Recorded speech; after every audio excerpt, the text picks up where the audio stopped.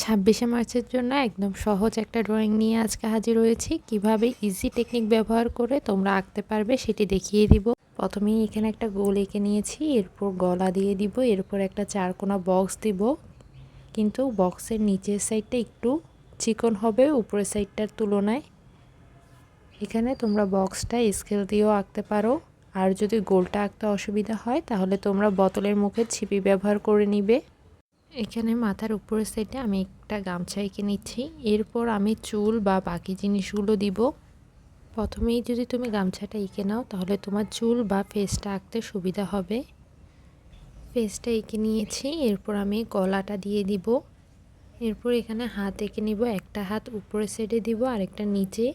উপরের সাইডটা হাতটা দেখো প্রথমে মোটা হবে আর যত উপর দিকে যাচ্ছে তত চিকন। অনেকেই আছো যারা হাত আঁকতে পারো না, তাদেরকে সবসময় বলবো হাতের একটা সাইড মোটা থাকবে আর একটা সাইড চিকন। এই জিনিসটা ভালো করে খেয়াল করলে মোটামুটি তোমরা হাতটা আঁকতে পারবে। খেয়াল করে দেখবে বক্সের বাইরের থেকে কিন্তু আমি হাতটা এঁকে নিচ্ছি। হাতটা এখানে একটু ঘুরিয়ে দিয়েছি কারণ এখানে বন্দুকের যে গুলিটা আছে সেটা ধরা, এমনভাবে আমাকে হাতটা দিতে হবে, সেজন্য হাতটা একটু ঘুরানো দিয়েছি। এখানে মানুষটা আমি একটু বড় করেই বলতে গেলে এঁকেছি, কারণ এখানে একটা মাত্র মানুষ, এজন্য তোমরাও চেষ্টা করবে একটু বড় করে আঁকতে। এখানে আমি দেখো গলা, এরপর হাতা, এখানে একটা গেঞ্জিওয়ালা মানুষ দিয়েছি, এই জন্য এই জিনিসগুলো তোমরা আমার সাথে সাথে দিয়ে দিবে। এরপর মাজার মধ্যেও আমি কিন্তু একটা গামছা দিয়ে দিয়েছি বাঁধা। এরপর নিচের সাইডে অল্প একটু জায়গা খালি আছে, সেখানে আমি একটু লুঙ্গি দিয়ে দিয়েছি। এরপর এখানে একটু বড় করে বন্দুক আঁকবো। কেউ আবার একদম ছোট করে বন্দুক এঁকো না, তোমার মানুষটা যতটুকু হবে বন্দুকটার সাইজও কিন্তু তত বড়ই হবে। তোমরা যদি মানুষটা আমার থেকেও বড় এঁকে থাকো তাহলে বন্দুকটাও একটু বড় দিবে। এখানে বন্দুকটা শুধু একটা স্টেপ থেকে আরেকটা স্টেপ একটু ছোট করে দিবে। এরপর এখান দিয়ে নিচে দিয়ে একটু বের হয়ে আছে সেটাও একটু এঁকে নিয়েছি। এবার যতগুলো পেন্সিলের দাগ আছে সবগুলো মুছে নিব। এরপর এখানে আমি একটা হাতের নিচ থেকে সোজা দাগ দিয়ে দিয়েছি, পিছনে আমি স্মৃতিসৌধ দিব, এই জন্য প্রথমে একটা দাগ দিয়ে এরপর লম্বা একটা দাগ দিব। স্মৃতিসৌধের একটা পাশে মোট 7টা করে দাগ হয়। উপরের সাইডটা চিকন থাকে, নিচের সাইডটা একটু মোটা, আর দোনো পাশেই কিন্তু সমান সমান দাগ দিতে হবে 7টা। একটা থেকে আরেকটা দাগ একটু ছোট করে দিবে। আর তোমরা অনেকেই আছো স্মৃতিসৌধটাও আঁকার সময় কিছুটা ভুল করো, সেটা হচ্ছে প্রথম থেকেই মোটা করে এঁকে ফেলো। প্রথম থেকে মোটা করে আঁকলে জিনিসটা দেখতে বেশি ভালো লাগে না। এই ছবিটা তোমরা 26শে মার্চে খুব সহজে আঁকতে পারবে, যেমন ছবিটা সিম্পল তেমনই সুন্দর। স্মৃতিসৌধের নিচের দাগগুলো আমি দাগের সাথে কিন্তু লাগাই দিইনি, কারণ হচ্ছে নিচে দিয়ে আমি কিছু ফুল এঁকে নিব। আমরা নর্মালি যেভাবে ফুল আঁকি ওভাবেই কিন্তু ফুলের মতন করে এরপর গোলটা দিয়েছি মাঝখানে। এভাবে ফুলের তোড়াগুলো আঁকলে দেখতে বেশি ভাল লাগে। এরপর স্মৃতিসৌধের মাঝখানে এই দাগগুলো হয় আমরা সকলেই জানি, আর যারা জানো না তারা আমার থেকে জেনে নাও, এই দাগগুলো অবশ্যই দিবে। এরপর স্কেল দিয়ে আমি এখানে একটা পতাকা এঁকে নিব। পতাকার দাগগুলো একটু বড় করে দিবে যাতে স্মৃতিসৌধ থেকে একটু উপরে মনে হয় পতাকাটা। এরপর আমি এখানে একটু ঢেউর শেপ করে পতাকাটা এঁকে নিয়েছি। কারো যদি এই শেপে আঁকতে অসুবিধা হয় তাহলে তোমরা স্কেল দিয়ে সোজা করেও দিতে পারো, এভাবে দিলে একটু বেশি ভালো লাগে দেখতে। আর কিছু মানুষ আছে যারা বাজে বাজে কমেন্টস করে, তাদেরকে বলবো তাদের দরকার নেই আমার ভিডিওগুলো দেখার। যাদের কাছে শুধুমাত্র ভালো লাগে আমার ভিডিওগুলো তারাই শুধুমাত্র আমার ভিডিওগুলো দেখবে। আমি এখানে সবার কথা বলছি না, দু একজন আছে যারা এই কাজটা করে, তারা ফুল ভিডিও দেখবে আবার বাজে কমেন্টসও করবে। তাদেরকে বলবো আমার ভিডিও তোমাদের দেখার একদমই দরকার নেই। আমি এখানে প্রথমে একটা গোল এঁকে দিয়েছি, গোলটা কমপ্লিটলি আঁকিনি, পাখির জন্য একটা জায়গা রেখেছি।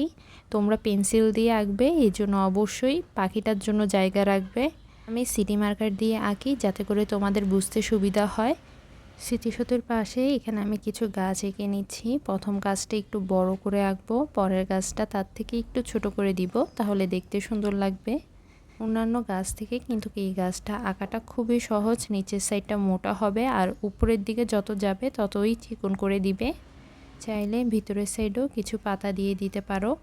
এখানেও একই রকমভাবেই কিছু গাছ এঁকে নিব যাতে করে দুই সাইডেই সমান মনে হয়। আর কম্পিটিশনে তোমরা অনেক নার্ভাস হয়ে যাও, নার্ভাস হওয়ার কিছু নেই, আঁকায় একটু এদিক সেদিক হবে সমস্যা নেই, কিন্তু কালারটা চেষ্টা করবা ভালো করে করার। এরপর আমি নিচে একটা দাগ দিয়ে দিব, ফুলের নিচ দিয়ে একটা সমান করে দাগ দিয়ে দিয়েছি। এরপর ফুলের মাঝখানে যতটুকু একটু খালি জায়গা আছে এখানে আরেকটা দাগ দিয়ে দিব, এতে করে মনে হবে যে সিঁড়ির মধ্যে ফুলগুলা রেখেছে। টিটি পেস্টেল কালার যেটা আছে সেটি ব্যবহার করব। আমি এখানে 36 কালার দিয়ে করছি, কারো কাছে যদি 12 কালারও থাকে সেটি দিয়েও করতে পারবে। অল্টারনেটিভ কালারগুলোও কিন্তু আমি তোমাদেরকে বলে দিই। এখানে আমি ভালো করে হলুদ কালারটা একটু ছড়িয়ে দিব, এরপর হালকা যে হলুদ কালারটা আছে সেটি দিয়ে দিব।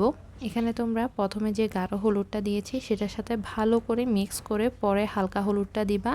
আর কারো কাছে যদি একটা মাত্র হলুদ কালার থাকে তাহলে হলুদটা দেওয়ার পর সাথে সাদা কালারটা মিক্স করে দিলেই হালকা হয়ে যাবে। দুই সাইড দিয়ে আমি কিছু খালি জায়গা রেখেছি যাতে করে নীল আর আকাশি কালারটা দিতে পারি। এখানে নীল আর আকাশি কালারটা দেওয়ার কারণে তোমার ছবিটা আরও বেশি ফুটে উঠবে। পুরোটা যদি হলুদ আর সাদা কালারটা দিতাম তাহলে দেখতে তেমন একটা বেশি ভালো লাগতো না। এই জন্য অবশ্যই চেষ্টা করবে নীল আর আকাশি কালারটা দোনো সাইডে অল্প অল্প করে দেওয়ার। নীল আর আকাশি কালারটা ভালো করে দেওয়ার পর সাদা কালারটা দিয়ে হালকা হলুদ আর আকাশিটা ভালো করে মিক্স করে নিয়েছি। এরপর ভিতরে আমি লাল আর হালকা লাল যে কালারটা আছে সেটি দিয়ে দিব। লাল এখানে 90% হবে, হালকা লাল কালারটা শুধু অল্প 10%ই দিব। এরপর আমি এখানে কমলা কালারটা একটু বৃত্তর বাইরে ছড়িয়ে দিচ্ছি। এরপর হালকা কমলা কালারটা দিয়ে দিব, এতে করে তোমার ছবিটা আরও বেশি কালারফুল মনে হবে এবং ফুটে উঠবে। অনেকেই আছে যারা পেস্টেল কালার করে কিন্তু ছবিটা ফুটিয়ে তুলতে পারে না। এখানে কিভাবে তোমাদেরকে ফুটিয়ে তোলা যায় ছবিগুলো সেই টেকনিকগুলোও কিন্তু আমি বলে দিচ্ছি। এরপর আমি এখানে পতাকাটার কালার করে নিচ্ছি। বৃত্তটাতে প্রথমে লাল কালার করে নিব, এরপর সবুজ কালারটা দিয়ে দিচ্ছি। আর সবসময় পেস্টেল কালারটা উপরের সাইড থেকে করা শুরু করবে, তাহলে তোমার ছবিটা নোংরা হবে না, একদম পরিষ্কার থাকবে।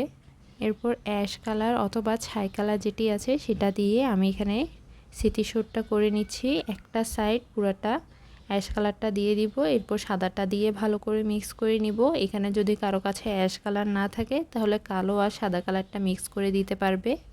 এবার স্মৃতিসৌধের পিছনে যে গাছগুলো আছে সেগুলো কালার করে নেব। এই কালারগুলো একটু ডার্ক করে দিলে তখন তোমার স্মৃতিসৌধটা আরও বেশি ফুটে উঠবে, এই জন্য প্রথমে নীল কালারটা দিয়ে দিচ্ছি। এরপর নীলের সাথে ভালো করে সবুজ কালারটা মিক্স করে নিব। দুই সাইডে কিন্তু একসাথে কালারটা মিক্সিং করে নিবে, তাহলে তোমার তাড়াতাড়ি কালারটা হয়ে যাবে। এরপর আমি এখানে জলপাই কালারটা দিয়ে দিচ্ছি।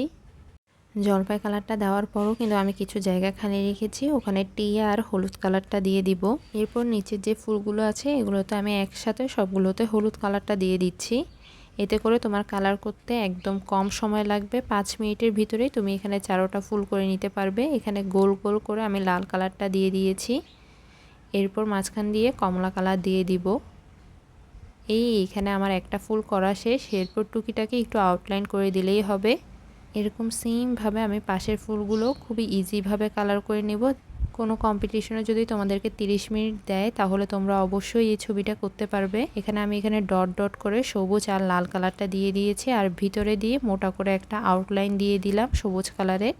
এভাবেই তোমরা বিভিন্নভাবেই কিন্তু ইজিভাবে এই ফুলগুলোর কালার করে নিবে। এবার স্মৃতিসৌধের ভিতরে যে আমি ডিজাইনগুলো দিয়েছিলাম ওগুলোতে লাল কালার করে নিব। আমি এখানে ব্রাশ পেন দিয়ে করেছি, তোমরা পেস্টেল কালার লালটা দিয়েও করতে পারো, এটা তোমাদের ইচ্ছা। এবার আমরা মানুষের কালারটা করে নিব। এখানে আমরা হাত পা মুখ এগুলোর কালার প্রথমে করে নিচ্ছি। প্রথমে এই বাদামি কালারটা দিয়ে দিলাম, এরপরে হলুদ, এরপর সাদা, এই 3টা কালার দিয়ে কিন্তু আমি স্কিনের কালারটা করে নিয়েছি। এখানে যে গেঞ্জিটা পরেছে সেটা একদম হালকা কালার দিব, এই জন্য প্রথমে আকাশি কালারটা দিয়ে দিচ্ছি, এরপরে সাদাটা দিয়ে ভালো করে মিক্স করে নিব। এরপর লুঙ্গিটাতে কালার করে নিচ্ছি। এখানে ভালো করে লাল কালারটা দেওয়ার পর কমলা কালারটা দিয়েছি, এরপর হালকা কমলা কালারটা দিয়ে দিব। এরপর হলুদ কালারটা আমি একটু গাঢ় রেখেছি যাতে করে যখন আশেপাশে সবুজ কালারটা দিব তখন এই জিনিসটা ভালো করে বোঝা যায়। এরপর এখানে গামছাটাতে পুরো এক কালার বেগুনি কালার দিয়ে দিয়েছি। তোমাদের কাছে বেগুনি কালার না থাকলে তোমরা অন্য যে কোনো কালারই দিতে পারবে। এরপর আমি এখানে ডায়মন্ড কালার দিয়ে পুরোটা খড়ি করে নিব। বন্দুক আর বেল্টে একসাথে কালার করে নিচ্ছি। এরপর নিচের যে মাটির কালারটা আছে সেটা করার জন্য প্রথমে আমি এখানে টিয়া কালারটা দিয়ে দিয়েছি, এরপর নিচের সাইড থেকে সবুজ কালারটা দিয়েছি। এরপর ভালো করে জলপাই কালারটা মিক্স করে নিব। এরপর আবারও ভালো করে টিয়াটা দেওয়ার পর কিছু জায়গা হলুদ দিয়ে দিব যাতে মনে হয় যে সামনের সাইডটা অনেক গাঢ়, পিছনের সাইডটা অনেক হালকা। এবার মাথায় যে গামছাটা আছে সেটাতে বাংলাদেশের পতাকার চিহ্নটা দিয়ে দিব, মাঝখানে একটু করে লাল দিয়ে পুরোটা সবুজ দিয়ে দিয়েছি। এতে করে দেখতে কিন্তু তোমার জিনিসটা আরও বেশি ভাল লাগবে। নর্মাল গামছা দিলে ওই জিনিসটা বেশি ভাল লাগতো না। আর অবশ্যই ডায়মন্ড কালার দিয়ে পুরোটা আউটলাইন করে নিবে। তোমরা যদি পেস্টেল কালার করো তাহলে অবশ্যই মার্কেট থেকে 15-20 টাকা দিয়ে একটা কালো ডায়মন্ড কালার নিয়ে নিবে।